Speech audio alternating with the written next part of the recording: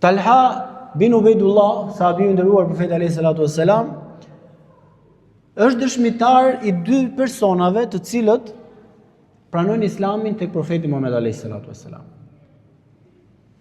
E pranojnë në të njëjtën kohë.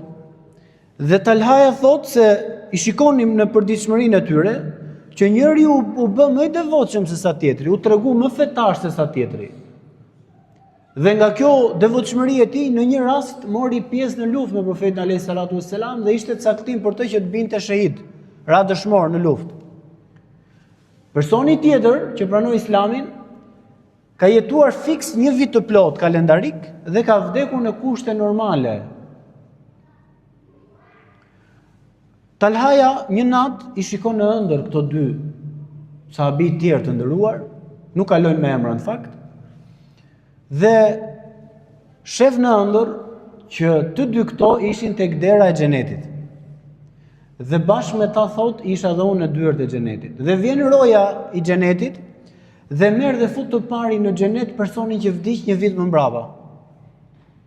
Vjen mas një farkohe, merr fut të dyti në xhenet shahidin dhe kthehet mas një farkohe dhe thot largohu ti se s'ka ardhur koha jote. Dhe unë zgjohem, thot Talhaja, dhe nga kjo ëndër e çuditshme komunikoj me shokët që kështu kanë pa një ëndër, u çuditëm gjithë. Po pse? Ku ishte çudia këtu? Çudia ishte si ka mundësi që ky që vdiq kushte normale u fut para në xhenet, para shahidit, se ne e dim vlerën e madhe të shahidit.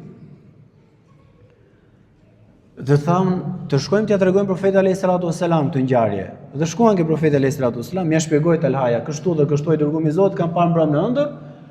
Dhe profeti alayhi salatu wassalam përgjigjet dhe thotë, tu nuk ka asgjë për të çuditur. Këtu në këtë ngjarje nuk ka asgjë për të çuditur. Po pse i thanoi dërguami i Zotit?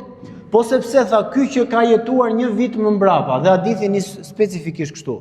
Ky që ka jetuar një vit më mbrapa, a e arriti Ramazanin dhe agjëroi? Po i dërguami i Zotit. A e fali kaq dhe kaq namaze për një vit? Po i dërguami i Zotit. A bëri kaq dhe kaq sejdë? Po i dërguami i Zotit. Atëherë dallimi i tij thot me shahidin është i dallimi i largësisë me qiellit dhe tokës. Po pse? Sepse këtu të dashur besimtar shikojmë se sa mëshirë të madhe na sjell Allahu i lartësuar ne me muajin e Ramazanit.